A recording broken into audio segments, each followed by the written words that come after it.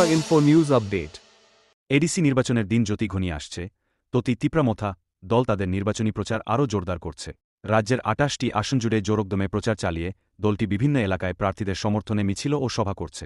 আজ সকালে বোদজং নগর, ওয়াকিনগর, নং বিয়োগ ১৪ এডিসি আসনে দলের জনপ্রিয় প্রার্থী রুনিয়েল দেববর্মার সমর্থনে এক বিশাল মিছিল ও পরবর্তী সভার আয়োজন করা হয়। এতে উপস্থিত ছিলেন তিপ্রামথার ব্লক সভাপতি দীপক দেববর্মা সহ অন্যান্য নেতৃবৃন্দ, যারা প্রার্থী রুনিয়েল দেববর্মার সঙ্গে নেতৃত্ব দেন। সূত্রে জানা গেছে, মিছিলটি ওয়াকিনগর ভিলেজ কমিটির অন্তর্গত চাকমা কামি এলাকা থেকে শুরু হয়ে দলীয় কর্মী ও সমর্থকদের নাচগান ও স্লোগানের মধ্য দিয়ে এগিয়ে যায় এবং শেষ হয় বীরমোহন ভিলেজ কমিটির অন্তর্গত ভীমসাধু পাড়া এলাকায়। মিছিল শেষে সংবাদমাধ্যমের মুখোমুখি হয়ে প্রার্থী রুনিয়েল দেববর্মা ও ব্লক সভাপতি দীপক দেববর্মা দাবি করেন, ২০২১ সালের মতো এবারও রুনিয়েল এই আসনে সহজেই জয়ী হবেন। তারা আরও অভিযোগ করেন, বিজেপি তিপ্রামথা ও তার নেতৃত্বের বিরুদ্ধে অপপ্রচার চালাচ্ছে।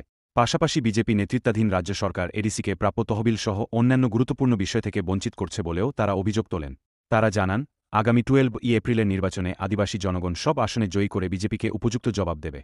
20 এবং 21 পোলিং বুথ বেপিক সব গ্রাম অঞ্চলে আমরা যে এই ওয়াকিনগর ডিসির যে গ্রাম অঞ্চলে আমরা একটা র্যালির মাধ্যমে আমরা থানচার শক্তি প্রদর্শন করেছি এবং সবাই আমরা তিপ্রামথা পার্টিকে ভূভাগরাকে বিপুল ব্যবধানে জেতানোর জন্য আমরা সবাই রেডি আছি, তৈরি আছি। আর ওয়াকিনগর এই এডিসি ভিলেজের যে 20 এবং 21 সব জনগণরাই রেডি আছে 12 তারিখের যে ভোট হতে যাচ্ছে তখন আদর্শ যে আমাদের চিহ্ন এখানে ভোট দিয়ে জয়যুক্ত করার জন্য এবং এটাই বৃষ্টিকে মানে হার মানিয়ে আমরা আজকে এই র্যালিটা সংগঠিত করেছি।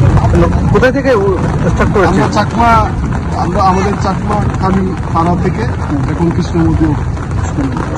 To Tripura Info and press the bell icon so that you never miss any latest updates and news on Tripura.